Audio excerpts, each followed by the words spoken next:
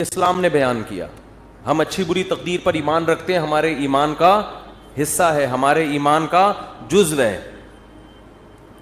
اس پر غیر مسلم کہتے تھے کہ جب سب کچھ پہلے سے ہے تو قرآن کہتا ہے, یہ ابھی بھی کہتے ہیں اور موت کے بعد جب ان کو اللہ عذاب دے گا تو اس وقت بھی کہیں گے کہ اگر اے اللہ تو چاہتا تو ہمیں زبردستی سیدھے راستے پہ بولو لے آ سکتا, اور ہمیں جنت میں جانا ہی نہیں تھا, تو جب جانا ہی جہنم میں تو جا رہے ہیں, تو اب ہمیں سزا کیوں دے رہا ہے؟ اس میں ہمارا قصور کیا ہے؟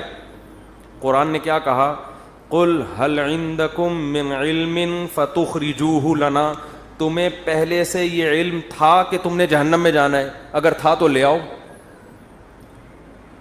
جواب سمجھ میں آیا؟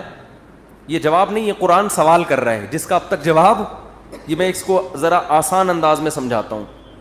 قرآن نے تو آسان میں, لیکن عربی میں ہے نا, تو میں اس کو اردو میں آسان انداز میں سمجھاتا ہوں.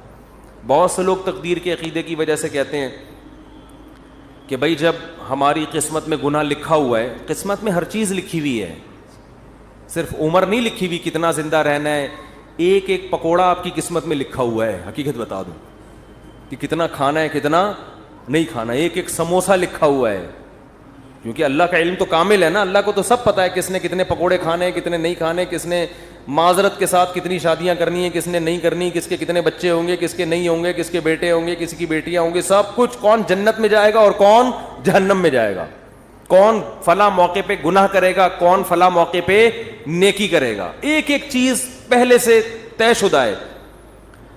یہاں لوگ سوال پوچھتے ہیں کہ جب پہلے سے طے شدہ ہے تو ہم تو اسی کے حساب سے گناہ کر رہے ہیں نا, تو ہمیں اس پہ سزا کیوں ملتی ہے؟ سمجھ میں آ رہی ہے بات کہ نہیں آ رہی ہے؟ تو اس کا قرآن کیا کہتا ہے کہ طے شدہ ہے مگر تمہیں پتہ نہیں ہے. تم تو یہ سوچ کے کر رہی ہوتی ہے نا اپنے پورے اختیار سے, اپنے مکمل اختیار سے ایک جرم تم کر رہے ہوتے ہو. دیکھو کسی کو پہلے سے پتہ ہو کہ میں نے فلاں موقع پہ فلاں بج کے اتنے منٹ پر چوری کرنی ہے, پہلے سے پتہ ہے کہ اللہ نے میری تقدیر میں یہ بولو نا لکھا ہوا ہے. اب آپ کو پتہ ہے یار تقدیر کبھی ٹلتی نہیں ہے, ہفتے کے دن دوپہر 2:03 پر میری تقدیر میں لکھا ہے کہ میں مسجد سے چپل چوری کروں گا. آپ جاؤ 2:03 پہ مسجد سے چپل چوری کرو. اللہ جب آپ کو قیامت کے دن پکڑے سزا دے چوری پہ, تو آپ کہنا اللہ مجھے پہلے سے پتہ تھا, میری تقدیر میں لکھا ہوا تھا, میں نے لوح محفوظ دیکھ لی تھی. تو اللہ آپ کو سزا نہیں دے گا, کیونکہ اللہ نے خود کہا ہے کہ لوح محفوظ میں جو چیز لکھی ہوئی ہے وہ چینج نہیں ہو سکتا. اللہ میں تو مجبور تھا, مجھے پتا تھا, میں نہیں بھی کرتا تو مجھے تقدیر کھینچ کے لاتی اور میں چپل چوری کرتا. لیکن آپ کو پہلے سے پتا نہیں ہوتا. جب پتہ نہیں ہوتا تو آپ اپنے اختیار سے کر رہے ہوتے ہیں.